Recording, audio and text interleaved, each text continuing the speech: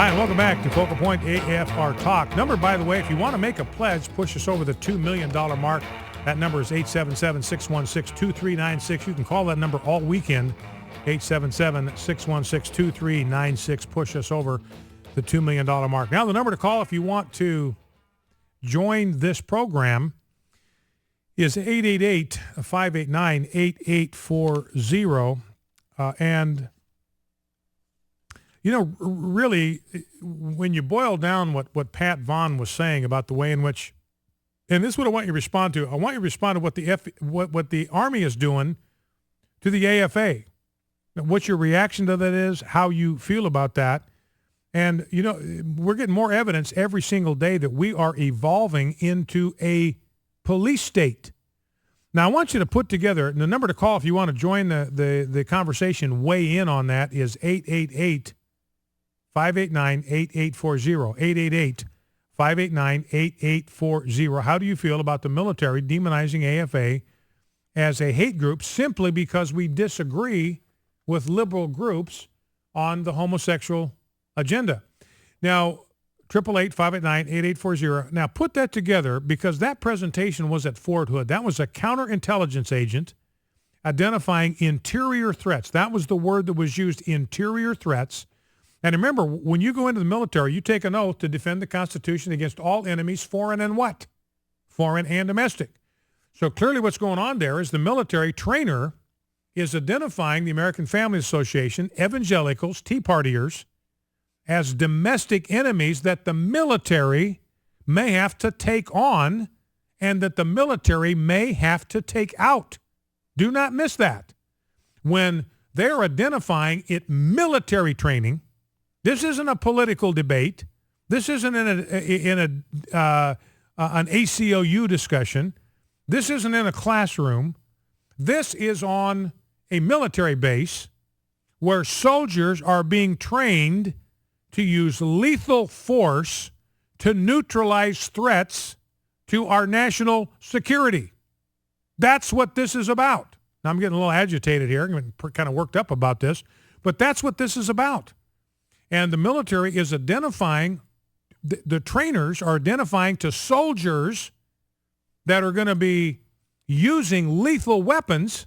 These are the people that you may have to take out. Here are the enemies you've got to watch for. Here are the enemies we may have to use you to neutralize. Do you realize the significance of this, where the military now is being conditioned to use weapons on the American Family Association?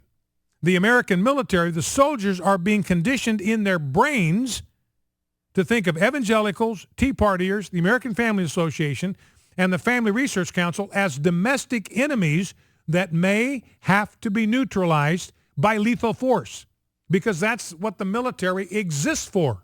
The military exists to kill people and to break things to preserve national security. That's why they exist. That's their job. They're entrusted with lethal force to use it when it's necessary to stop threats to our national security. And our own military, Fort Hood, saying, hey, soldiers here at Fort Hood, the people you got to watch out for, you may have to turn your tanks on, our American Family Association. 888-589-8840. Now, with that as a backdrop, listen to this story from the Herald News. This is in Fort Hood. This is a newspaper right there in the Fort Hood community. Herald staff writer Rose Thayer is the military editor for the Killeen Daily Herald. So this is a local newspaper there in Killeen. And she reports on what's going on at Fort Hood, where this training is being done, that the AFA represents an interior threat to the United States. Here are excerpts from her piece. This is from earlier this week. After a dozen years of training to go into combat zones filled with enemy combatants, some soldiers are now training to manage themselves in peaceful situations involving civilians. Now, what I want you to observe here is just how matter-of-fact she is about this. I mean, this poor girl, Rose Thayer, has no idea what she is writing about here. This is the United States military being trained at Fort Hood to use military force to neutralize American citizens. And she has no idea how alarming the content of this story is. Troopers with Charlie Company, 2nd Squadron, 38th Cavalry Regiment, 504th Battlefield Surveillance Brigade, underwent crowd and riot control training last week at Fort Hood's Elijah Urban Training Site.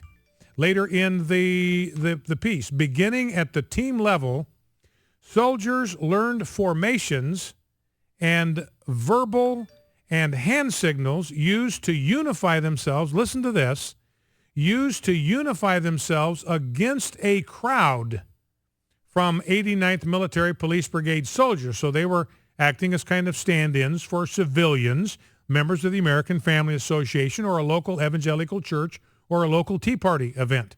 Eventually, the formations grew to platoon-sized shapes. Listen to this. I mean, this almost sounds like something out of a Marvel comic book. It sounds almost cartoonish. That's why I first read this, I thought maybe this is a parody site. Maybe this is like the Onion for the United States military, because here's what she goes on to say. This is what she observed. Soldiers learned to chant, "Get back," while stepping forward in unison with their left feet toward the crowd. This sends a clear, concise message that's not demeaning or harmful to the crowd.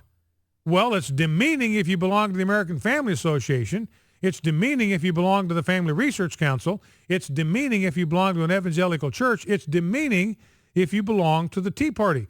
I mean, you think about this. It would not be illogical next year at the Values Voters Summit in Washington, D.C., to have military troops surrounding the Omni Hotel, afraid with cannons and water guns and who knows what else, and the whole bit, the balaclava and all that, to protect themselves from this incipient riot from these evangelicals, these values voters who they think represent a threat to domestic security. So anyway, you put those two things together, Fort Hood training, who are the interior threats, American Family Association, and then at the same time, they are doing training in urban crowd control. So that's pretty alarming to me. 888-589-8840. Let's go to William in Marion, Ohio. William, welcome to Focal Point. What's on your mind? I actually watched the video and everything of Hillary Clinton having a speech. And during the speech and everything, a guy stood up and everything and started screaming and yelling, "What about Benghazi?" Yeah. And she just kind of blew him off and everything, kind of said, well, this is what we need in government and everything. Instead of people just arguing and screaming and yelling at each other, we need to sit down and talk. And the guy was escorted out of the speech. Never answered the question at all, and she got a lot of applause and everything because of her answer. It's like, kind of like what the government's been doing and all that. They just blow off the question and just continue, and everybody cheers them. Yeah, well, and the heckler said, look, you left those people to die in Benghazi. That's what he shouted before he was ushered out. So, yeah. All right, listen, I appreciate the call. Thank you for that, William. Let's go to John in Peru, Indiana. John, welcome to Focal Point. What's on your mind? Yes, Brian. I was stationed at Fort Hood from 1993 to 1999. My family was there. I did a year away when I was in Korea. But now I'm with the Indiana Department of Correction, and they are, I think, probably representative of the other 57 states, if you pardon the expression, of where they, for their gang coordinators, get all their material.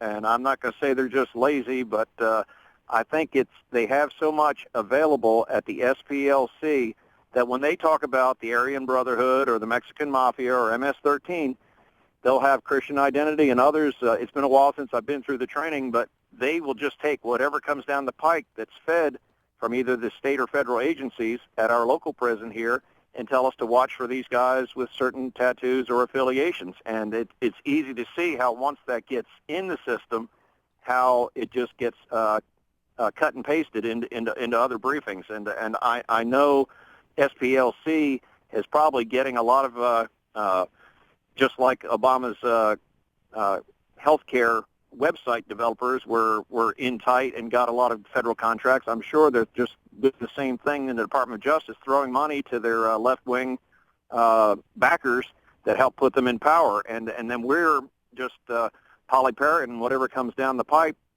without really bothering to scrutinize it. And all our officers and all of our counselors and the different social workers are all forced to watch these briefings so that we can see if they used to call them gangs, but they don't call them gangs now. They call them threat groups. It's the same thing. STG, security threat groups, same thing that the Army is supposed to be dealing with Al-Qaeda or with the Haqqani militia, the others. They're treating the same things in-house domestically as they are internationally, and I don't like seeing that. It totally eliminates the division between foreign and domestic and overrules anything that Posse Comitatus law was supposed to protect us against. Well, that's the alarming thing, John. They even have so much training devoted in a military setting to identifying groups like the American Family Association as a hate group. What are they doing? I mean, they're being trained to go to Afghanistan and fight Al-Qaeda. So why are they occupying valuable time training their sights mentally on the American Family Association, unless at some point, that makes no sense, unless at some point they are prepared to use military might, military force against the AFA. That's the only reason you identify them.